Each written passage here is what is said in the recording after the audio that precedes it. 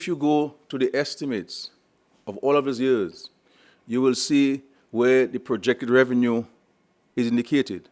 And in the previous year, the actual revenue indicated. If you go on the ground, you will see the projects that we say are being financed by the CBI. If you go into the estimate, you'll see the monies that we give to the aid bank by way of a loan to on-lend to the hoteliers, to on-lend to manufacturers and agro-processors, to farmers, to small business owners, and to homeowners, and to home builders, rather. You'll see this. So the issue of accountability, and I made the point, that is the only time in the history of the program that the program has been accountable. You cannot tell me, Matt, of any project that you know of that is CBI funded between 1993 and 2000, except Larry River Hotel. Right, except that. That's the only. Larry River Hotel. All right. You never knew how much money we raised and how it was spent. But if you go to the highest authority in the country, which is the Parliament, right, you will see in the estimates of revenues and expenditure, very transparently, the reporting. On top of that, we've had numerous occasions in the public domain to respond to issues of accountability and transparency. The issue of transparency, we open. This is why I invited, for example, the Americans, the Treasury Department, to come to Dominica when they were raising issues with us. I said, come to Dominica. Look, you come yourself, ask questions to anyone you have. They did that. Following that visit to Dominica, they submitted a report that they found nothing untoward on there, but they recognized that there's something we could do to strengthen the program. And this is what made part of the 6-point program. And then they wanted us to implement. They said, look, let us have it as a regional thing. And this is how the regional grouping came about. The issue of the JRCC, where they review every single file, and the further enhancement by having the FIU more involved in the CBI processes. So the issue, how do we define accountability and how do we define transparency? And the opposition is using those words because these are fancy words to be used, but not defining those words and not defining them in relation to our program and our circumstance. So they will have the notion of money is missing, but they cannot tell you. And you would have heard, Mr. Peltier, the press conference that the opposition had when it indicated the public is going to have this case filed, that they themselves said they had no evidence of any wrongdoing. They said so. So how could you accuse somebody of something that you think is wrong when you do not have evidence of they haven't done anything wrong?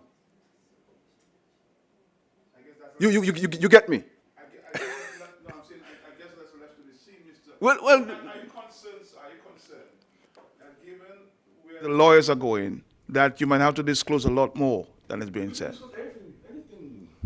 Everything that has been disclosed has been disclosed. The Parliament can be disclosed anywhere in the world. There's nothing for this government to hide. Absolutely nothing. So I am not concerned about having to disclose anything. My concern, because the court is an independent entity, my concern is that there could be a strong possibility that there might be a stay on the program. I don't know. And the point is, what if there's a stay on the program? What are the implications of the stay on the program? So I'm not here questioning accountability and transparency questions. No. I am questioning the motivation of the opposition on the relentless attack, because every question they have asked, we've responded to, but they're not satisfied with the response that we're giving.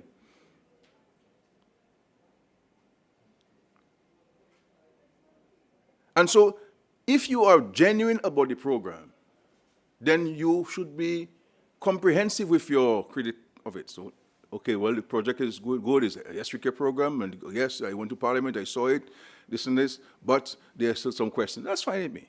That approach is okay with me. But you cannot every time you get opportunity, and you also volunteer opportunities.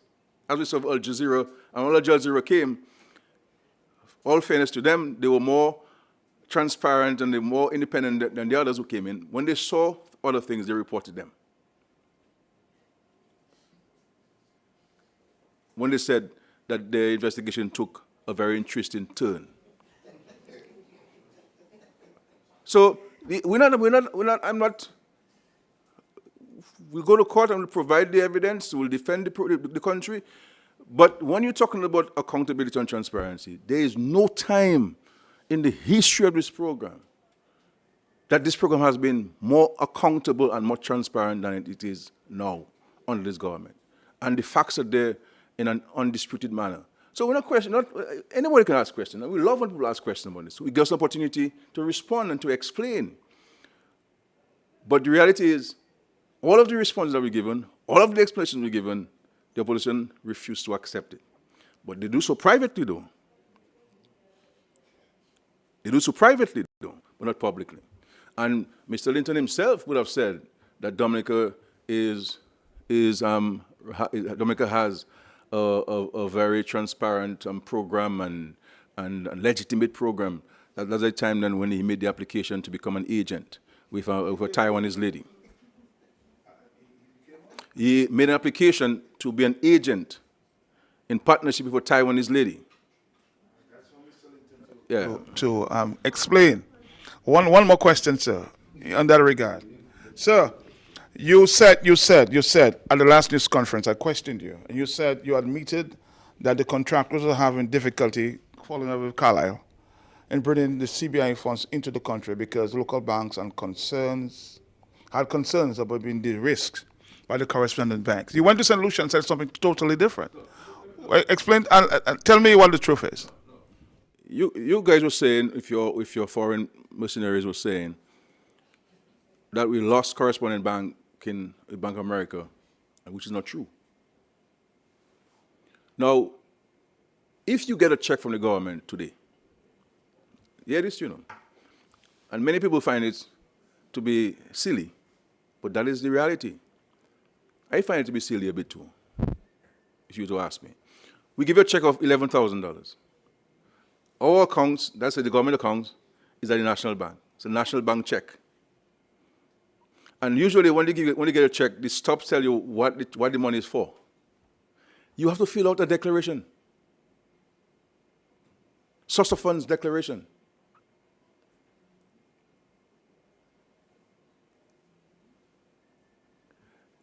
When you get, as a member of parliament, your gratuity.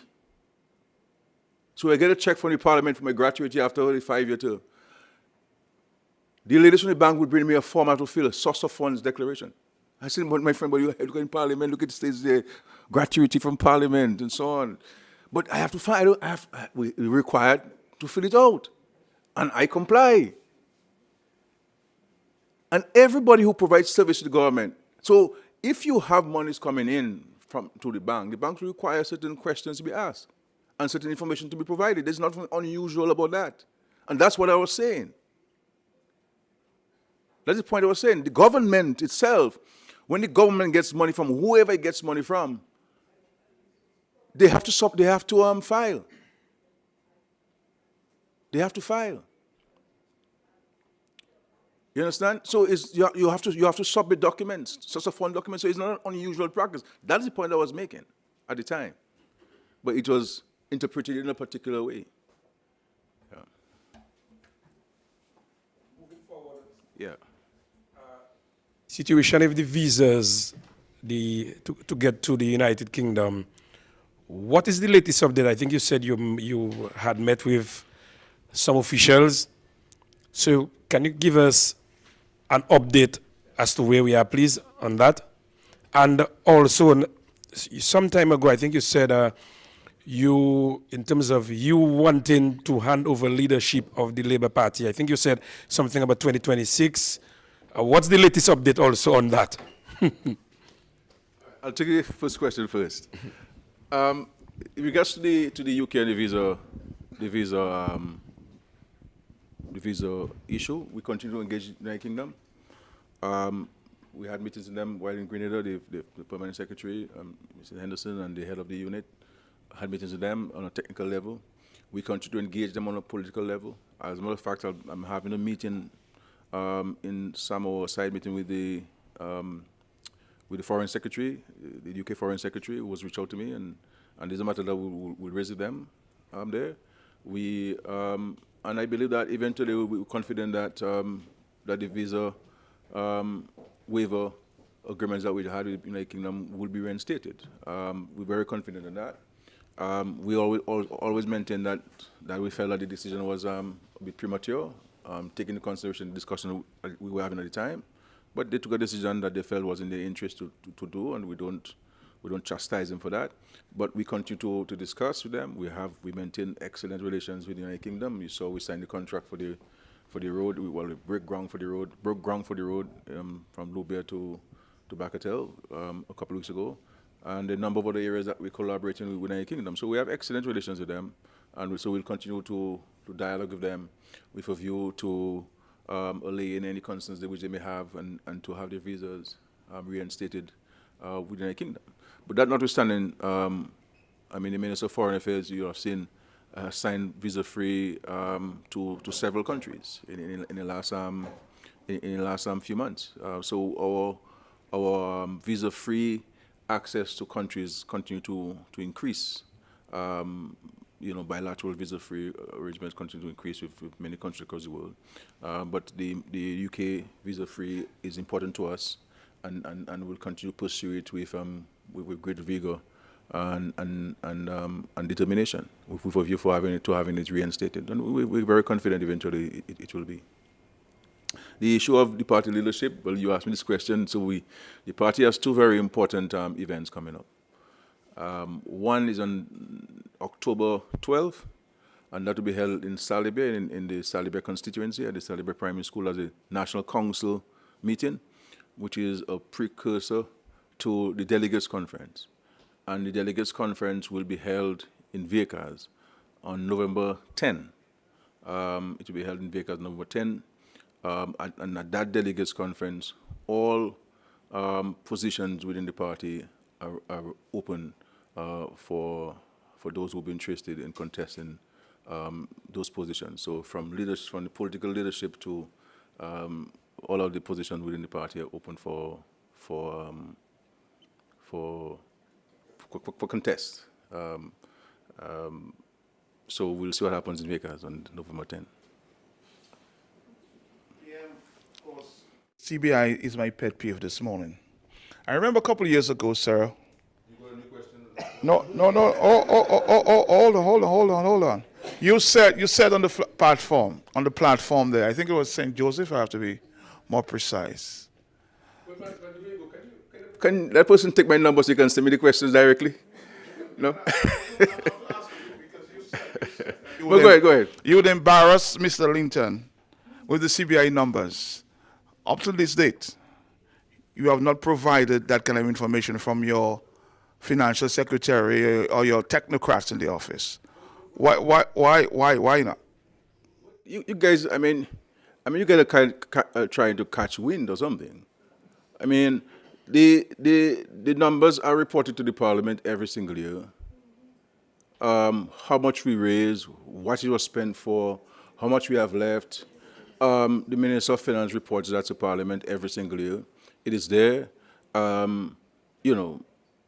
It is there for anybody in the world can have access to it, including those of us who live in Dominica. So why you guys want to bring all kinds of things? You file a case, you say you have no evidence. So why are you talking about me? About what I said on a political platform, which I can't remember. And when I look at, I have an opportunity to read some of what has been filed in the court. I'll leave it to the Treasurer. But Dominicans should really go and read this thing.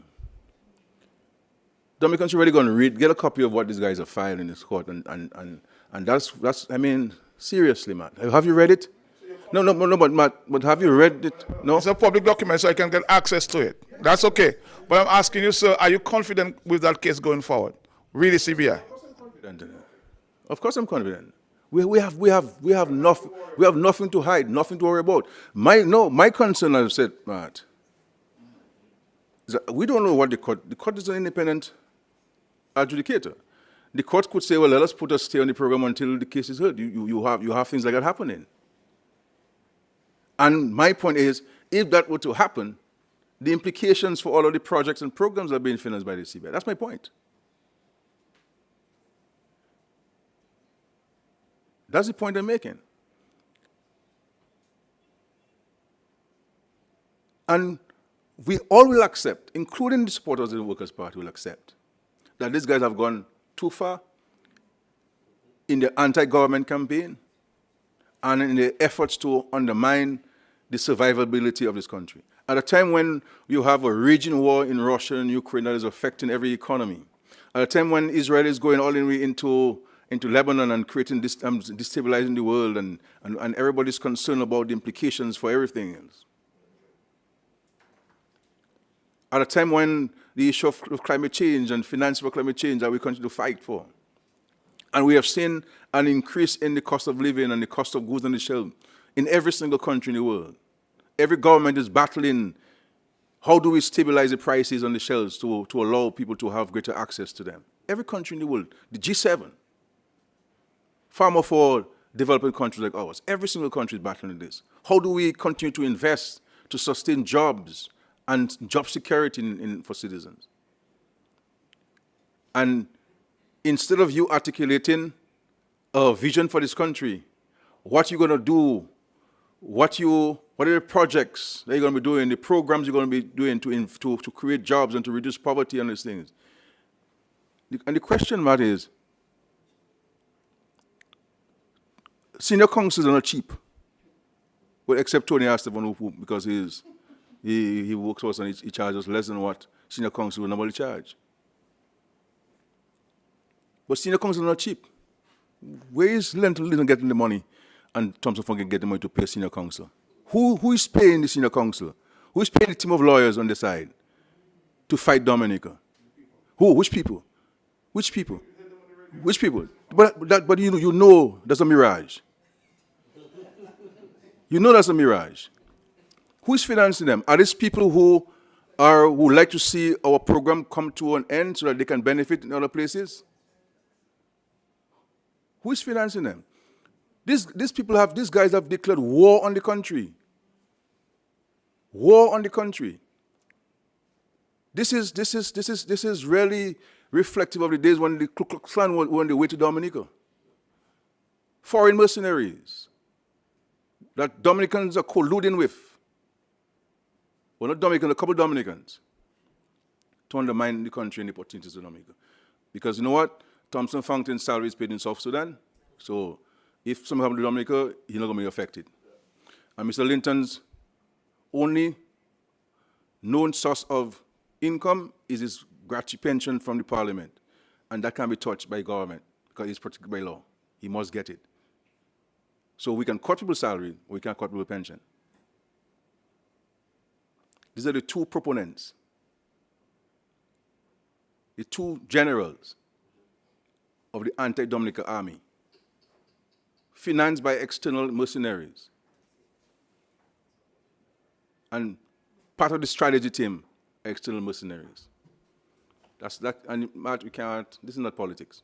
You know that. Yeah.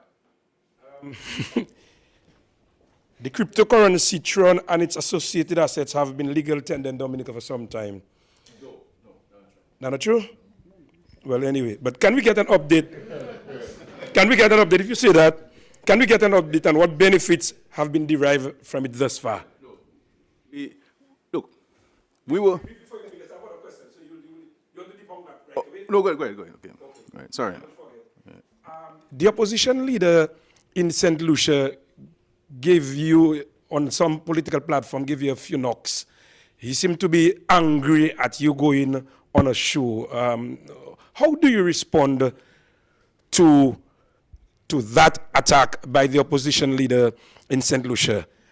Then we've been also asking PM for a while, what is the update on that lighting system at the Windsor Park Sports Stadium? Every time we have to be asking that. And there seemed to be another issue coming up. Theala forgotten funds, I see talk being raised. Well, talk. talk being raised as to what she may have gotten and so on and so forth. Can you tell us if it is true, not true, untrue, half true, please? The only legally the only entity that is mandated to the authority to declare what is legal tender in Dominica is the Monetary Council or the central bank. So the issue of cryptocurrency being the legal tender in Dominica is not the case. Obviously, this is a phenomenon that is throughout the world, and I believe that the Caribbean, in my view, the Caribbean is not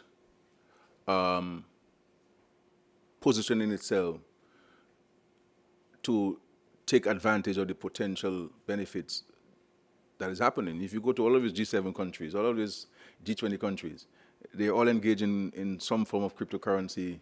Their banks are involved in it. But you know these things, for small people, small countries like ours, they never will allow us to get involved in it because they have to monopolize it. And I think that is a discussion that we need to have in the Caribbean, that young people need to have, and of course the issue of regulations and so on. Then let us put the regulation in place. But it's something I believe that we need to really seriously look at in the Caribbean and to see how we can prepare ourselves or position ourselves to take advantage. I must commend the government of the Bahamas, who have been at the forefront of this, having passed legislation on this, and so they're really forward thinking on this. But in our small countries, or smaller countries, we saw everything is so. But I believe that we really need to look at this very seriously, and so forth. Obviously, the issue of KYC, know your clients, and so forth, know your customer, and so on. But all of those things can be put in place. Before money, what we had a bartering system. We brought money in, and then we brought systems in place to properly regulate and monitor and so forth. 20 years ago, you could bring any amount of cash to any bank in the world and no questions asked. But since 9/11, if you bring $5 in a bank to anywhere in the world, questions will be asked of you. So the times are changing, and I think we ourselves in societies, in the countries, must also adapt to the realities. And the reality is cryptocurrency is here to stay. And more governments, there are many governments across the world who are heavily involved in cryptocurrency as part of their legitimate processes and so forth. And I think that's something we need to look at. The issue of the what is the opposition? What about the opposition leader? St. Lucia. Oh, well, I mean, I've been around the Caribbean for a pretty long time. And I have never been in the business of shouting across the Caribbean Sea.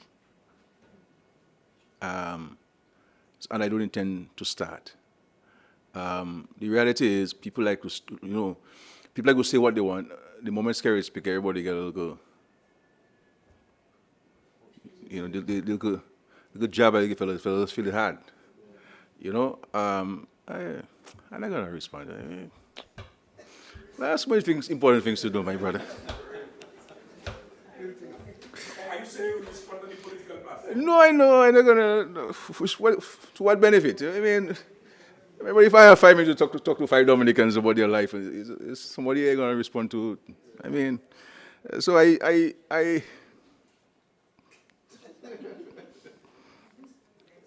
when I saw somebody send me the video, I just said "choops" and I moved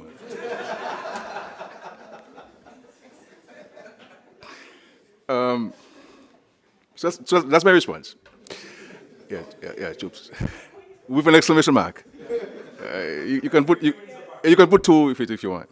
With regards to the Windsor Park, I think it's just the Ministry of Sports to finalize. I think the details have been finalized. I think we should just move ahead with this thing. And so I spoke to the Minister of Sports, Honorable George, a few weeks ago, and they have to move ahead. So I see the PS taking note, PS, OPM, so we need to follow up on this and to provide support to the Ministry of Sports in it. But this is a priority project for us, and we need to push on that, and because there's so many huge benefits in there. So so it's left to the ministry to advance this. The matter of fear guards and so on, we have to be careful that we don't allow, negativity to cloud the extraordinary success of this young lady. And let us have a sense of national pride and wrap the young lady's success with the national flag. And let us not get into gossip and rumors and innuendos and, what did she get? She get a 20,000 check and an IOU for the rest and all these things. And, whatever promises, whatever offer we made to Mrs. Gatson, those will be fully honored by the government. Fully honored by the government. And if the government doesn't have the money, then we'll sell a piece of land to pay for it and so on. So the issue of pay, the $400,000, she got the $200,000 that we promised to her. She got it in quick time, and she'll get the $400,000. The title being processed. I mean, has to go for the president. And I'm hoping that by the time she comes here for independence, that she'll have a title for the land in Warner. And then by when she comes down for independence, the president will provide her with credentials, appointing her as ambassador, and of course there'll be a little ceremony in the president's office for that. So let us not let young people feel that success in Dominica will always be marred with negativity.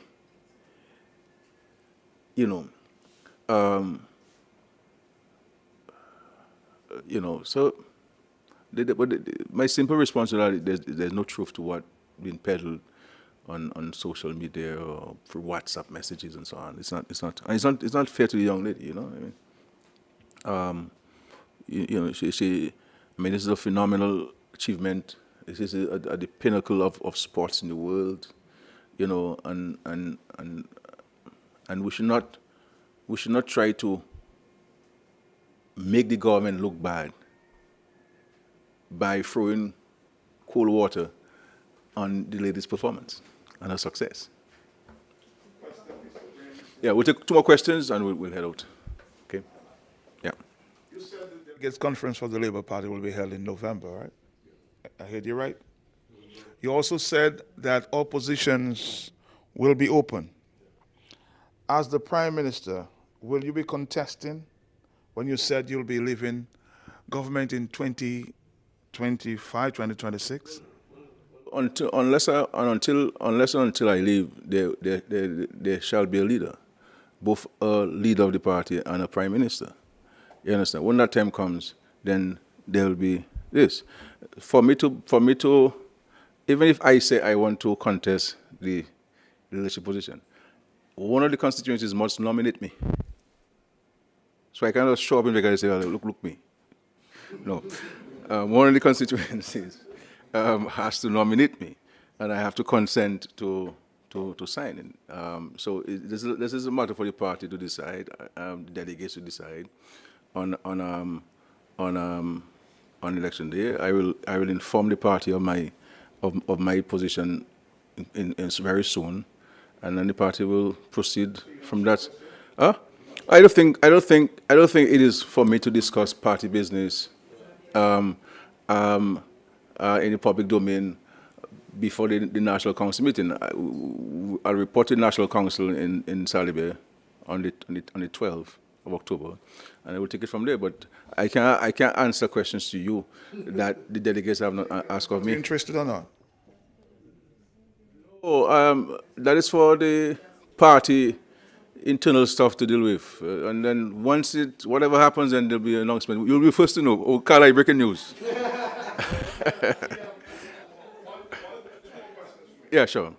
Can you tell the people of Dominica what's the cost of the lawyers from Trinidad in persecuting the opposition? Well, I'm not sure you asked the question persecuting. I don't know about nobody's been persecuted in Dominica. I don't have the precise figures there, figures with me, but I will not say, I'm not aware of anybody being persecuted in Dominica. So that information the Ministry of National Security has, the Ministry of Finance has, is not something I don't pay any attention to, I don't get involved in. that is exclusively for the Attorney General's office to deal with. And contrary to what people believe, I really don't get involved in those kind of cases, honestly. Honestly, I don't get involved in those cases. I don't ask questions about them. I don't, you know, if there's a report that has been given to me, the report will be given to me. But I don't sit down and say, well, where's the case against Linton, them, and the state and so on. And let me see. I don't get involved. Honestly, God my witness. I don't get involved in those things. My final question, because I have many more questions, but you said 2 more questions. What is the state of Dominica's economy at this time? Are you happy, Mr.? Because everybody seems to be complaining that things are tough. Where are we? Where are we? From a revenue standpoint, the revenues are doing well. The revenue is still doing well. The VAT numbers are good. The PAE is okay. The corporate income tax is maintaining its numbers as previous years. The reality is that the cost of running the country is more now than it was 2 years ago. And that's the reality of every single country in the world. If you look at the US, for example, in the last financial year, the United States went over its budget by $1.24 trillion. So they had to borrow $1.24 trillion to sustain their recurrent expenditure. The United Kingdom, that's why the United Kingdom has done a number of cuts, billions of dollars in cuts, because it has to cut in order for it to sustain the services that it's providing to citizens.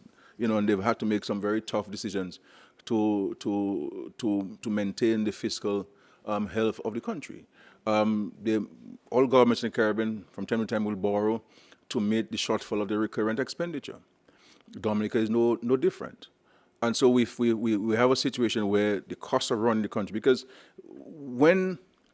if the cost of a tin of milk goes from $1 to $2,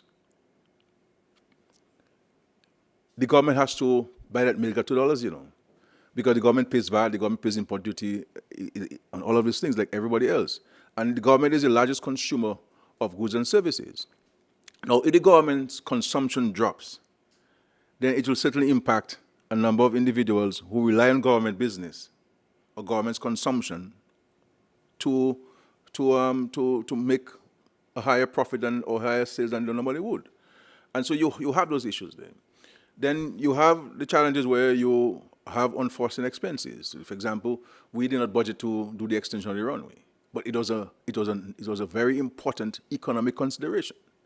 And so because if we did not do it, you run the risk of American Airlines say they stop coming to Dominica, and you can understand the impact on the way of life of many people. And then we will not be in a position to get United to agree to come to Dominica, to bring additional benefits to Dominica.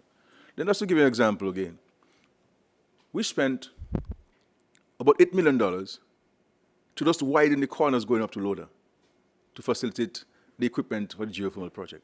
Now, you and I know what we could do with $8 million. You understand? So between these 2 areas, I'm not talking about other areas we're talking about.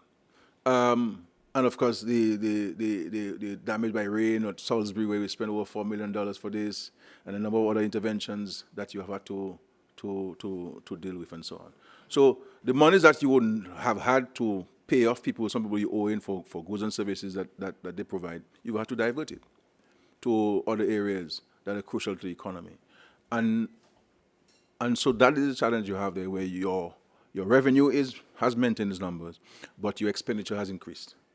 And this is why we've been trying to find ways of cutting on discretionary spending so that we don't affect the social safety net programs that we have, and that we can sustain things like the NEP and others, and also be in a position that when somebody comes to us who has to be flown out of Dominica for medical care, that we're in a position to support that family in time of need, and to ensure that the students who we have studying overseas continue to study overseas, and the government continue to pay for their commitments to them and so forth, so they can achieve their dreams and aspirations of being whatever they want to be in as a result of the government's policies.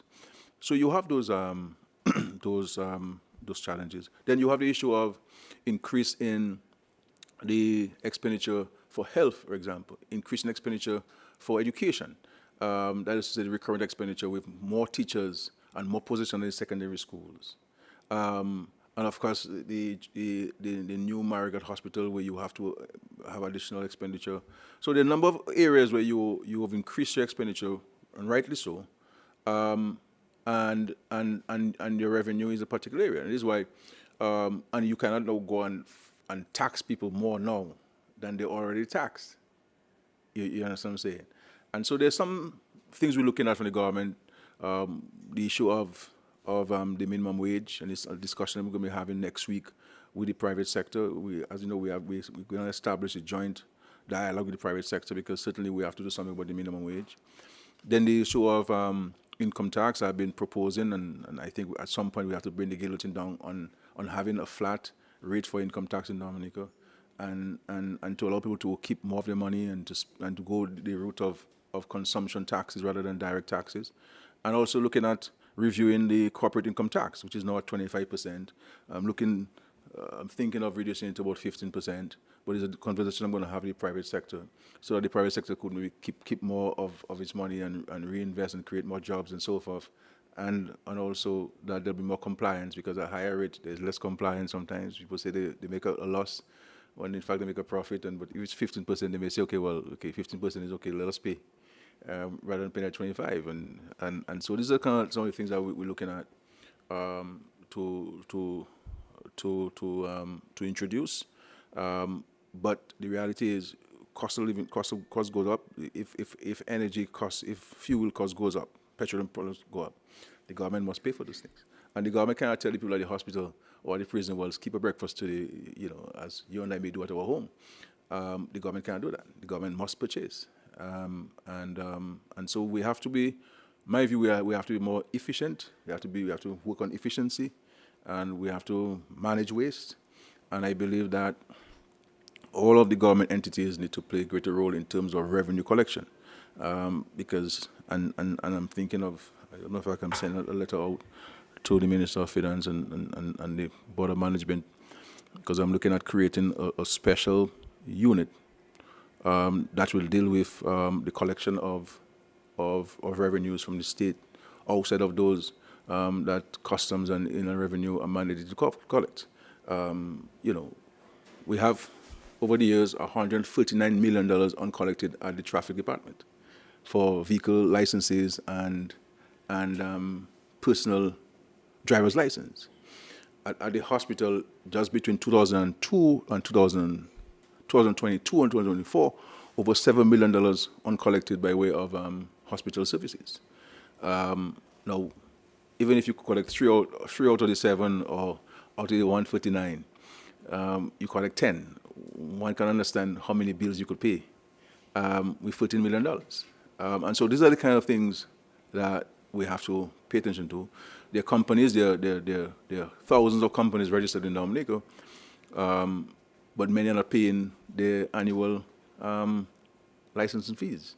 And so we're looking at mandating the banks, the same way the banks ask you for all sorts of information when they want to upload update your information. And we're going to be passing legislation to mandate the financial institutions that companies must show they have paid income tax, their taxes, and paid their business license to the government in order for it to be compliant with the banking institutions. Because people kind of only speak about the challenges and not speak about the responsibility and what is the cause of the challenges. And so each of us has a responsibility to play insofar as our contribution to the solution. So the economy is not doing badly. The economy is doing well insofar as the economic indicators. I think what we need to address is the balancing of expenditure and revenue. But maybe if I was, maybe the government and the party was less, or maybe was not people-centered, we could balance the books easily. But I don't believe that because your expenditure increase, you have to now go and cut what people rely on for the survival. You understand? So yes, I could cut this social program or cut this one, but to what end? Yes, on paper, it might look prettier, but in terms of the way of life for the people, I, I believe that we should continue to hold the strain there and ensure that those who rely on the state for their survival is taken care of. And this is our commitment. And this is why you will recognize, Matt, that none of the social safety net programs has ever been tampered with. Not after Maria, not after Erica, not during the pandemic. As a matter of fact, we strengthened the programs and the operations during those times. And this is a time for us to hold people's hand, especially with the cost of living and the cost of goods on the shelves higher than ordinary times. And of course, we know part of the contribution of that, this wars and so forth. And so we can, these are external shocks, external shocks causing an impact on us. And the world needs to be stabilized. That's why we're saying that there has to be a settled approach, a diplomatic approach to the situation between Russia and Ukraine. We cannot keep just sending military assets to both sides. We cannot be seen to be prolonging the war rather than trying to find a diplomatic solution. And I have said to our friends in the G7, who we have engagements with on this matter, that we believe that we need to engage the Pope. I believe that Pope Francis has a very important role to play as an international arbiter, someone who is respected and who has a voice of reason. And I believe that the Prime Minister of India has a role to play in this, the President of China has a role to play in this, the President of Turkey will have a role to play in that, the President of the United States and the Prime Minister of Canada and the Prime Minister of the United Kingdom and France. These countries, I believe that among them, with the rest of us in the periphery of the discussion, I think we can find a solution. If we ended World War I and World War II, and I mean, why can't we end the war between Russia and Ukraine? But it cannot be a situation where this thing continues indefinitely. It's 3 years now. And we have seen that we recovered from COVID-19. And the time that countries in the world were recovering from COVID-19, including Dominica, then here comes the Russia-Ukraine war. And from the moment that has happened, it has affected transportation. First of all, grains could not be exported out, which is a major base for so many items. So the supply wasn't there. And of course, when you have a supply problem, the countries that are the end users, end consumers like us, we're the most impacted because we're not producing those things. We have to import it. So we are the end users of it. And so there has to be a solution to the situation there. I understand the history that people tell me about and so forth, but the reality is that countries in the world are hurting. Every one of the countries in the world is hurting as a result of this. The strongest economies, the middle economies, they're all hurting on this, and I think there has to be some kind of settlement. But a lot depends on the G7 countries. But I believe that the Prime Minister of India, who has a good relation with both countries, and the President of China, President Xi, and the G7, have a crucial role. And if you look at the speeches, all of the speeches at the United Nations, everybody spoke to that issue. Every government spoke to that issue. Every government spoke to the issue. And every government is calling for an end because every government recognizes that this is creating a problem. Likewise, every government spoke about the Israel-Palestine and Israel-Lebanon situation because that is compounding the problem of Russia and Ukraine. You understand? Where the world's supposed to be focusing on development and economic development and social justice and job creation, and we're working to address climate change and all of the other impacts of this world, that we have to be in a room talking about wars and not even rumors of wars. And these wars have been extended, and one can only, the last thing you want is for Iran now to join this, and then that goes, the Houthis have said that they will join, and one understands that many of the container ships go through the Red Sea and the impact of this, So We just have to understand the geography and the history and the geopolitics to understand that all of those things have an impact on us, no matter where we are in the world, because the world is more connected now than it was years ago. We're no longer a situation where you take a look at a boat and go to Marigold and buy your groceries. You know what I'm saying? Everything is connected now. Everything is connected. Every country is connected, and it is a huge challenge. So the world is more difficult now than it was 5 and 10 years ago. And this is why you will find that many governments that do not have the experience to be able to navigate those challenges will have serious problems. You know, if you know, and for us, luckily we have the experience, and also we have maintained some good friendships in different parts of the world, and of course we have the support of the Dominican people to continue to do what we have to do. And this is what we were doing, and this is why we have to work together. There will always be politics, but there has to be a red line or a blue line or yellow line that we don't cross. There's something called our national spirit or defense of our patrimony, and this is why I always refer to the United States. This is why I made the United States come from being a colony of the United Kingdom to being the world's first economy and one of the military power, because Americans defend America.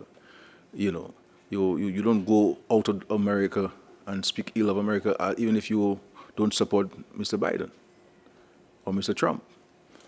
In America, they'll fight with each other, yes, but when they go out, they're Americans.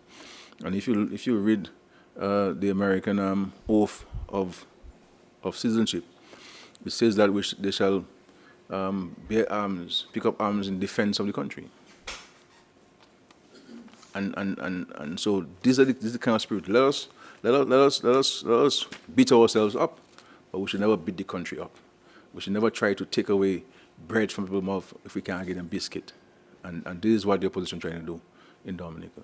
And in their attitude, they don't care. They don't care.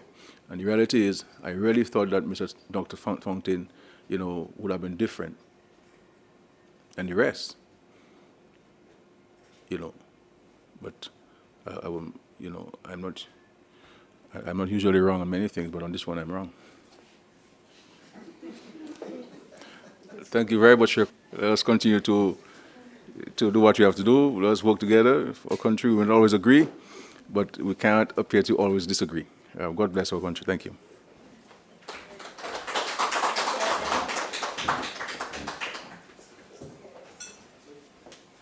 Yes, we have come to an end. Thank you, Prime Minister. A lot to chew on. Kalai, I look forward to your stories. Matt, likewise. Thank you, everybody, for coming. Have a pleasant day and a good week. Thank you.